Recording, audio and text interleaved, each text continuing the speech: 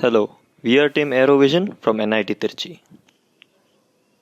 To begin with, our problem statement asks us to design drones or robots for rescue operations, and throwing light on recent instances of building collapses in Lucknow and Surat, we concluded that this is a pressing issue and the integration of drones in related rescue operations can significantly improve survival rates of victims.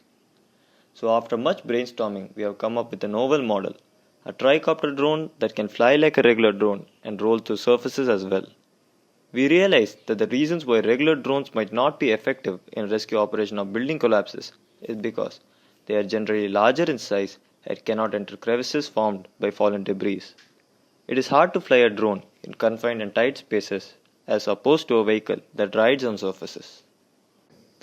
Coming to the technical approach, the drone uses thermal sensors, sonars, and aerial imagery cameras to map the terrain it is moving through to help in effective navigation, identification, and flagging of the potential victims. We have an onboard flight controller which will be used to convert our commands into actual movement in the drone. The data obtained from the drone is transmitted to our ground station where the data is analyzed. For the human detection system, we'll be using a TensorFlow SSD MobileNet model as it is lighter in terms of computation and has a high accuracy. Coming to the motion of the drone, there exists an outer cage around the drone which will help to protect the electronic components and also act as a wheel. We have a tricopter setup to help navigate in air using the rotor's variable thrust. There is a shaft which passes through the middle of the cage on which we install our electronic components, rotors, etc. At the end of the shaft, there exist two motors which will be used to rotate the cage, and the shaft will be simultaneously stabilized through a gyroscoping mechanism, allowing the camera and propeller's orientation to not be affected. We performed a stress analysis and a displacement analysis on the outer structure by applying a uniform load of 24 newtons. We found the factor of safety to be around 2.13. Presenting the feasibility and viability of our project. Highlighting the challenges, the structural strength is in question as we have to tackle uneven terrains and constant debris prone area. Through our exploration of materials, we have chosen thermoplastic polyurethane for our drone cage and end cap.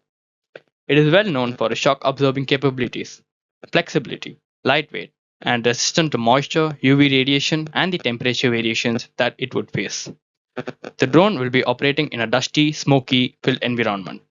This can be countered with regular maintenance and proper sealing of electronics.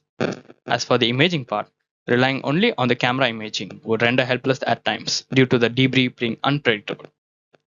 Through our extensive findings for different sensors, we have added thermal sensor which can detect hotspots. And for our future implementation, we would be adding a sonar sensor that has great penetrating power and that can detect movements under rubbles and wreckage.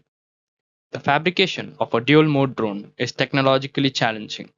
For that, I would like to highlight that our design approach is highly efficient. The estimated weight for a hawk cage is around 1300 grams, making it lightweight and durable. And our drone is priced at 35,000, offering an affordable and cost-effective solution compared to most other drones in the market. Despite its competitive pricing, it delivers excellent performance and features. Coming to the impact and benefits, human detection is improved much more through the thermal imaging as it is dust and darkness proof. The rescue mission would be significantly accelerated as it provides real-time video feed that allows the rescue team to assess damage, identify potential access routes, dangerous areas, or survivors.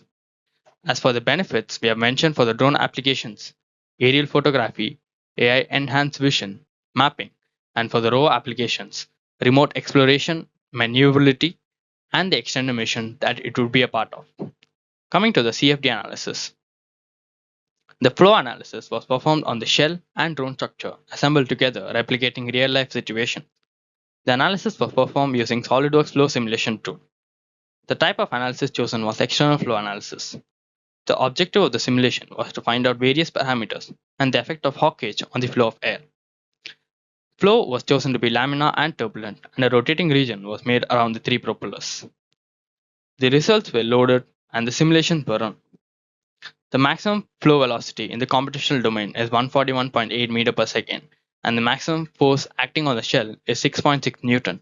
Simulation was also done for an angular velocity of 4.18 into 10 to the power 3 radians per second. We concluded from this that at a particular range of RPM, the lift produced is at its highest, despite the cage interruption, which induces the recirculation of turbulent flow of air in the cage.